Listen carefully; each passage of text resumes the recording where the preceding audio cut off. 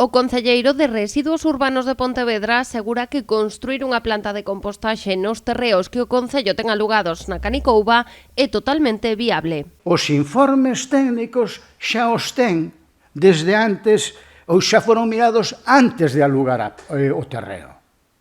É dicir, xa se foi in situ e houve visitas, se vos o recordades, incluso houve visitas con la prensa ao lugar para poder ver onde iba a ser ubicada a planta, etc. Vale. Técnicamente hai os informes necesarios, urbanísticamente tamén. Raimundo González sae así o paso das dúbidas que onte sementaba o voceiro do Partido Popular sobre o proxecto. Rafa Domínguez aseguraba que construir a planta nesta parcela é técnicamente imposible. De aí que no novo contrato do lixo se incluirá unha cláusula que permitiría á empresa adxudicataria facela noutra zona.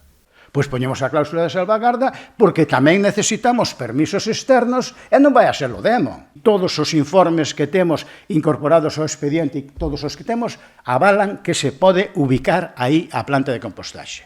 Si decimos, en el supuesto de que é para que a empresa nunca teña unha escapatoria.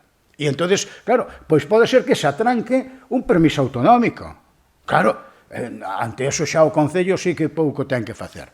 González explica que a planta é un dos 3 piares do modelo que o Concello de Pontevedra impulsa baseado na compostaxe. Os outros 2 son os composteiros individuais e os comunitarios. Propostas todas que, recorda o edil, nalgún momento contaron coa oposición do PP. Frente a estes 3 piares hai unha oposición virulenta e enfermiza aos 3 por parte do Partido Popular, pero por parte do Partido Popular de Pontevedra, e quero matizar, e fundamentalmente do señor Domínguez. O edil nacionalista recordou que as legislacións europea, estatal e da Xunta de Galicia impoñen este tratamento dos biorresiduos.